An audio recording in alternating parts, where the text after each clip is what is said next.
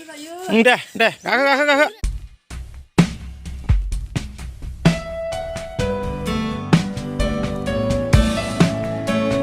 Hello everyone, welcome back to my channel. So guys, दिनैनि ब्लगा travelling blog आं जि travelling blog खालामखायोना बिराद हेभि जाखायो जानला मोनला जायगायाव ट्रेभेलिं खालामखाया थांलायबाय नै अरुणाचल प्रदेशआव साला सुवादा नै बिथिं जोंहा माबा दोङो मा होननानै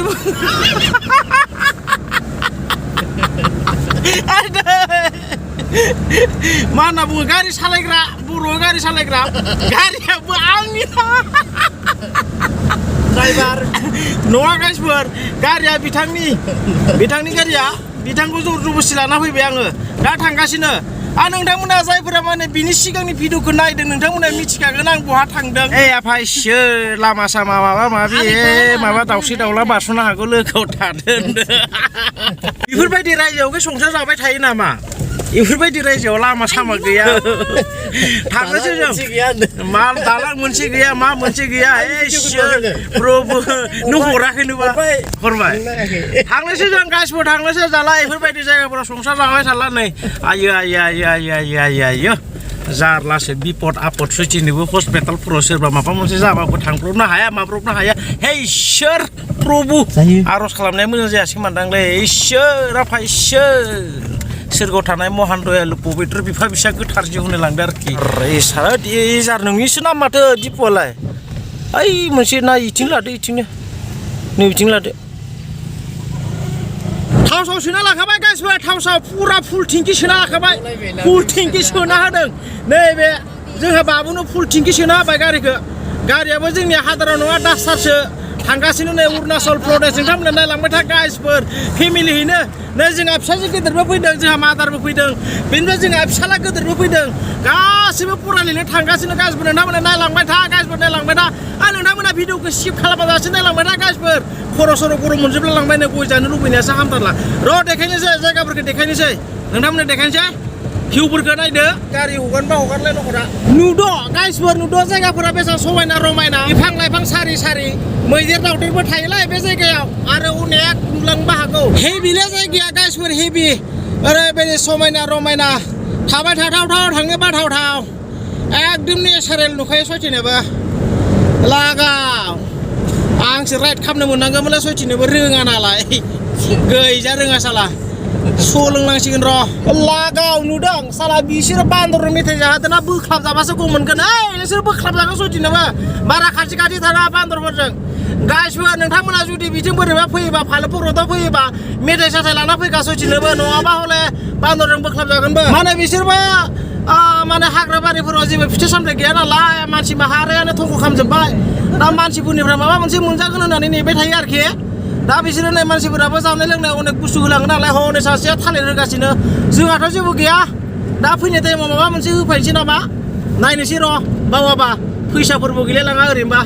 दा बेनिफ्राय गाइसबो नोंथांमोननो मोनसे जायगा दिन्थिनो नागिरनो नैबे जायगाखौ हाथि गेट होननानै बुङोलै हाथि गेट हाथिनि सावगारि दङ नोंथांमोना नायनानै लाबाय जाबाय नै बेला नै मैदेरनि सावगारि दङ एलिफेन्टनि बेखौनो हाथि गेट होननानै बुङो आरोना बेनिफ्राय एसे आब मोनलांसिगोन अरुणाचल नांसिगोन गाइसफोर बेनिफ्राय गाइसफोर आं सिगाङावनो बुंखादोंमोन ना आं बहा थांदों नोंथांफोरा मिथिखादों जानो हागौ नैबे भिडिअनि सिगांनि भिडिअखौ जायफोरा नायदों नोंथांमोना मिथिखादों आं बहा थांदों नै उनाव माबा खम्बल समबलबो दंलायलाङो खम्बल समबलखौ नुबाथ' बहाबा फरियालैनो हर थाहैथावनासो नुखाथारदों बायदि मोनदों आं बेनिफ्राय जोङो दायो थांगासिनो नोंथांमोना बे भिडिअनि सिगांनि भिडिअखौ नायाखैबा गोजौनि आइ बाटनाव आंनि माने भिडिअखौ होनानै दोनदां नायदो बेखौ नायनानै आरो बे भिडिअखौ नायफिन गाइसफोर सापर्ट खालामदोब्रा एसे सापर्ट खालाम नै जोंहा बिथां गारि मालिकनिफ्राय एफा सापर्ट खालाम नोंथांमोनाबो भिडिअखौ जोबजासिम नायबानो जाबाय पिकनिक जानाय बेरायनायानो जोबाखै नामा नोंसोर र' नोंसोरखौ रायखावना गालांजोबगोन आं सयथिनोबो गम मोनाखै नोंसोरो जायगाया मोजां नालाय बेनिखायनो मानसिफोरा बेरायफैबाय थायोलाय गाइसफोर बेयाव आरो नैबे जायगायाव बर'नि एक्टर एक्ट्रेसफोरा गोबां शुटिं खालामखांबाय लागाव बै हाजो नुहुरनाया बेखौ बारसिना फैबाय जोङो गाइसफोर दायो थांगासिनो नै बै हाजोनि थारमाने आं नोंथांमोननो खोलाहानि जायगाखौ दिन्थिगासिनो आरोना बर' रायजो मोनबाय गाइसफोर बर' रायजो दखरसे हाजो बारबोनानै बे गासैबो बर' रायजोले सयथिनोबो बिटिआराव हाबगोन हाबा बेसेराफोर दुखु जानानै दंगासिनो बिथांमोना नै जोंनि सिगां आरो गंसे गारि खोजिमाफोरनि गारि थांगासिनो गाइसफोर माबा मोनसेसो साननो नामा दा भिडिअ खालामनायखौथ' मिथिला बे गासिबो बर' गामिफोर गाइसफोर हाजो दरसे बारबोनानै अरुणाचल बर्डाराव दङ बिटिआराव हाबगोन ना हाबा बिथांमोनहाबो गोबां सिन्थायाव दङ जोंनियाथ' जोंनि दा बुंसै मा होननानै बुंबावगोन नै गाइसफोर नैबेखिनियाव मोनसे पिकनिक स्पट दङ जोबोर मोजां दैसा जिया बरलि होननानै बुङोलै बेखौ जिया बरलि गोबां हारसा बांगाल बर'नि फाले अनेक जाथिनि मानसिफोरा पिकनिक जानो फैयो बेयावहाय नै मोनसिगोनबा दाबो पिकनिक जानो फैगासिनो फाग्लाफोरा गरम बोथोर हाबनानैनो मा मोन्दोंथाय बिथांमोना नुफेरै थां जों लकेलनि जाबाय नालाय नुफेरबाय थानाय दा गाहाम नांला दा नुफेरिफोरा गाहाम नाङो आरोखि नै बेयावनो पिकनिक जायो चाइनानिफ्राय फैनाय बे दैमाया गासिबो चाइनानिफ्राय खिन्थु थांनानै नुहैफेराखै चाइनानिफ्राय फैनाय ना बम जिल्लानिफ्राय फैनाय बेखौथ' मिथिया जायखिजाया मानसिफोरा बुङो नालाय चाइनानिफ्राय फैनाय होननानै गासिबो दिनै माने भिउखौ ओरै बारा इसिबां मोजां नुवाखै मानो होनना बुङोब्ला अखा दोमैदों नालाय बारा माने बोथोरा मोजां नङा बेनिखायनो भिउसखौ बारा मोजां नुवाखै आरोना नोंसोर मा खालामदों साला रायखौला लांलाबायोलै आंनिया गोदाव सोरावनो जारलासो खर' गाज्रि माथा फाग्ला तारसिङा हखावला नालाय हिनजावानो दोनबाय नामखौबो मा होनना बुंबावनो जोङो दायो भालुकपुङाव दङ आरोना नै भालुकपुं टाउन जिङाव भालुकपुङाव हाबसाखै आरोना टाउनाव हाबसाखै दा हाबायगोन नोंथांमोना भिडिअखौ नायबाय थाबानो जाबाय जोङो दाबसे जायगायाव थांनो नागिरदों दायो थांगासिनो गाइसफोर नै भालुकपुं मोनबाय माबायदिथाय बिराद गोबाव जाबाय फैफेराखै गोदाव सोरावनो गोबावनि उनाव नै माबा मावसि नुसोदों मानसिफोरखौ नायनानै माथो अरुणाचल नांबाय नै गाइसफोर नायनानै ला भालुकपुं टाउन दा बारा होख्रावलाय लांगोनसो आंनिया खर' गाज्रिया जाथावना माखौ जाथावना मोनामलाबायनांगौ बजार दोङोब्रा नै मोनाबाय गाइसफोर सानसे मानि नांबाय फैनो मोनाबाय गाइसफोर नै थांफिनायाव दा हर जालांसिगोनसो जोंहा दाब्लाखौ दा बुंहरनांगोन सोर दाब्ला बिलाय बोरमाया ओइ दैनो बुंबोखानो हायामोन नामा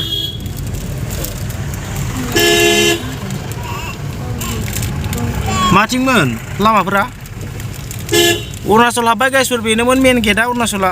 सरि बैसोदां दे नैबिथि सानांगोन फंबाय आखिथिं माबा फंबाय नों गेदेर बाबु आइदै इसे आंना जानो बेलाय बेनो अके बिसोरल' फैगासिनो ना अके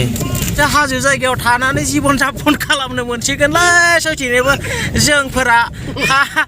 जोंफोरा बोरै गोरानाव थाबाय थाबालाय जारासै नै वेदारफोराबो जोबोर साफा भालुकपुं ट्रेन स्टेशनलै गाइसफोर अरुणाचलनि ट्रेन स्टेशन नुवाखैनो दा ट्रेन स्टेशना बैथिंसो थाबाय हनै What a view, guys! What a beautiful view! नै हाजो गोजौखौ माबायदि नुदों समायना रमायना बिफां लाइफां बिबार बारि लागाव माबा बिबार बारिसो होनो लांबाय नै माथो लामायाबो बिदिसो सैथिनोबो बोरै जागोनलै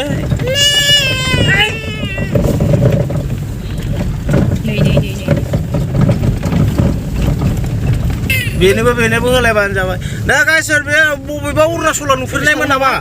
बिथिंनि जागोन नै बियो ट्रेन स्टेशन मालाबा देखायसिगोनलै गाइसफोर दिनै सम गैला बेनिफ्राय गाइसफोर फेमिलि हिसाबै ट्रेभेलिं खालामनो बिराद समयसा जायोलै भिडिअ खालामनो जेंजों जांजां एं गाबलु गाबलायानो जोबनो थाङा सयथिनोबो खर' गरम जालायो स' गाइसफोर बेनिफ्राय जोङो आरोना जायगाखौ नायफैदोंमोन हाजो जायगायावसो नालाय स्कुला बेनिफ्राय माने लामाफोरा नुवाखै नै एकदम माने गद्राय माने गारिया हाबगोन ना हाबा बेखौ नायफैग्रोदोंमोन आरोना खिन्थु दायो हाबनाय नङा बिथिं गारिया लड गारि नालाय दा ओरै गिदिंनानै थांनांसिगोन आरोना स्कुलखौ मोनसेगोन बाबा थादे सना आंनि लखि मोजां फरायदे बाबा दे डक्टर जानांगोन ना डक्टर नङा रे स्कुल मोनसिगोन दा सहैनानै फन खालामगोन जोङो दाथ' गारिखि बेयावनो दोननांसिगोन माथो खालामनो उफाय गैया बेनिफ्राय माबा हाइबिं थरसे रोगानांसिगोन खबर कैसा है वाले मम्मी पापा को बोलना चाहिए ना घर में जाके बोलो हाय मम्मी खबर अच्छा है मेरा वैसा बोलो नाम लिरना होखाबाय नोंसोरनो